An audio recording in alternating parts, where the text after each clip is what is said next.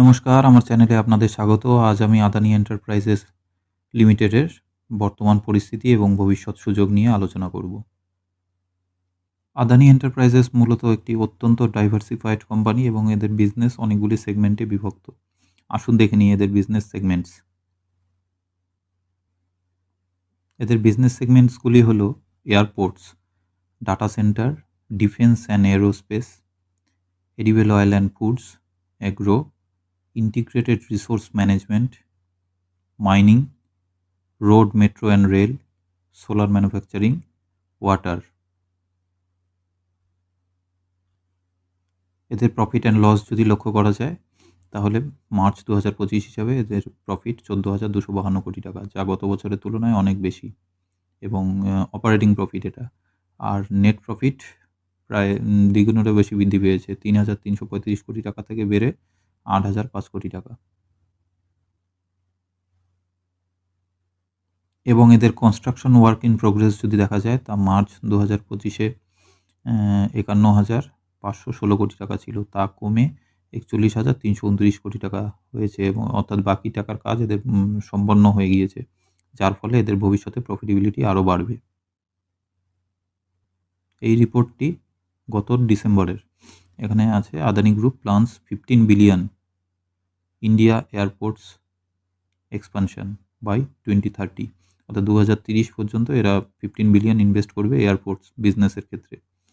এবং the Adani Group plans to invest 15 billion to boost passenger capacity at its airports to 200 million annually in the next 5 years.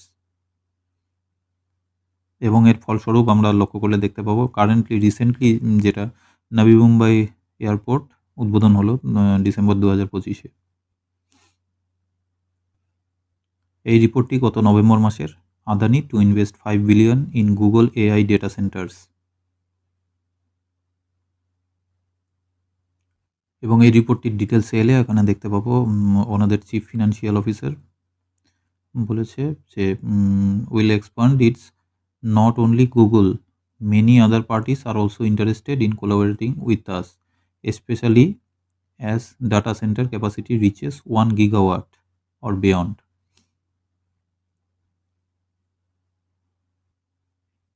এই রিপোর্টটি গত 2 November 2025-এর।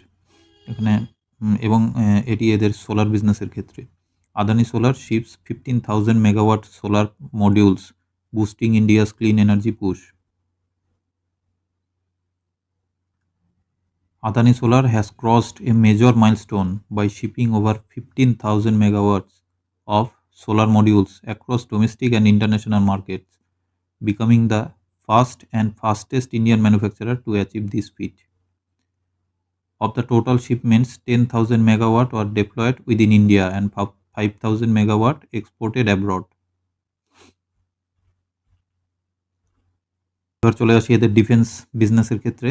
Adani defence acquire 73% stake in flight simulation solutions for 820 crore। এটা November 27, 2025-এর রিপোর্ট। Flight simulation solutions একটি aviation industry related company, যার 73% এরা 820 কোটি টাকায় কিনেছে। বর্তমানে আমাদের দেশের ডিফেন্সের ক্ষেত্রে মেক ইন ইন্ডিয়ায় প্রচণ্ড ফোকাস রয়েছে, এবং সেই হিসেবে এই রিপোর্টটি ডিসেম্বর 28, 2025-এর। এখানে দেখা যাচ্ছে Adani plans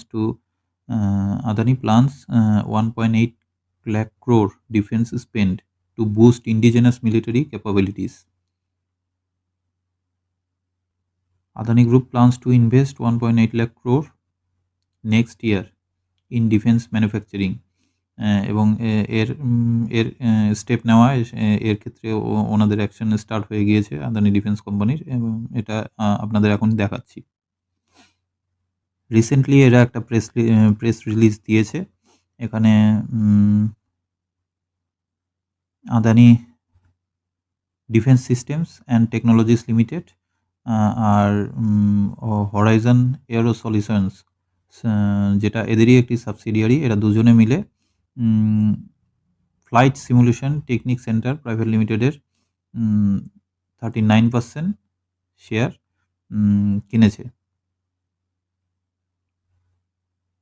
flight simulation technique centre, এটা এদের নতুন সাবসিডিয়ারি তৈরি হলো এবং ডিফেন্সে এদের সামান্য এক্সপেনশন ঘটলো, যা ভবিষ্যতে আরও বাড়বে। এবার এদের রোড অ্যান্ড ট্রান্সপোর্ট বিজনেস যদি লক্ষ্য করি, সেক্ষেত্রে recently Adani road transport limited একটি নতুন কোম্পানি অ্যাকোয়ার করেছে। কোম্পানির 49% স্টেক অ্যাকোয়ার করেছে।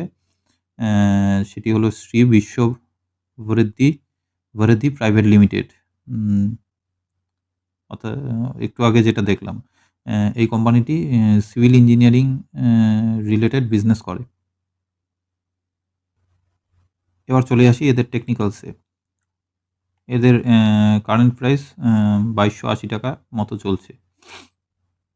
লাস্ট লাইফ টাইম হাই ছিল 21 ডিসেম্বর 2022-এ। এটা প্রায় 4000 ক্রস করেছিল। যদি লক্ষ্য করা যায়, এদের এখানে একটি স্ট্রং সাপোর্ট ছিল এবং এই সাপোর্ট নিতে এটি এই সাপোর্টটি ব্রেক করেছে এবং ব্রেক করে কারেন্টলি 2280-তে এসেছে। এখান থেকে যদি হিসেব করা যায়,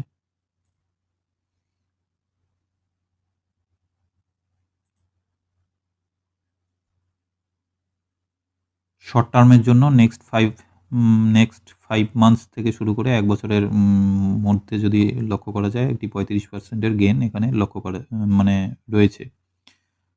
এবং এখান থেকে লাস্ট লাইফ টাইম হাই হিসেবে যদি চেক করা যায়, যা 4000 ক্রস করেছিল, আমি যদি 4000ও ধরি, প্রায় 76%-এর একটি গেইন রয়েছে, যা আশা করা যায় আগামী 2 বছর বা 2.5 বছরে আবার এদের বিজনেসের যা কারেন্ট সিচুয়েশন রয়েছে এবং যেই হিসাবে এদের টার্গেট রয়েছে, সেই হিসাবে আগামী 2 বছর বা 2.5 বছর লাগতে পারে। এবং 76% গেইনের জন্য 2-2.5 বছর কেন, 3 বছর, 3.5 বছর, 4 বছরও ওয়েট করা যায়। আমি তো তাই মনে করি। এই ছিল আমার আজকের অ্যানালিসিস। আমার কোনো বাইং বা সেলিং রেকমেন্ডেশন নেই। আপনাদের যদি ভালো লেগে থাকে, লাইক করবেন, শেয়ার করবেন এবং আপনাদের মূল্যবান মতামত অবশ্যই জানাবেন। এবং যদি কোনো স্টক আপনাদের পছন্দ হয়ে থাকে, তো আপনাদের পোর্টফোলিওর 5%-এর বেশি একটি স্টকে টাকা নিবেশ করবেন না। ধন্যবাদ।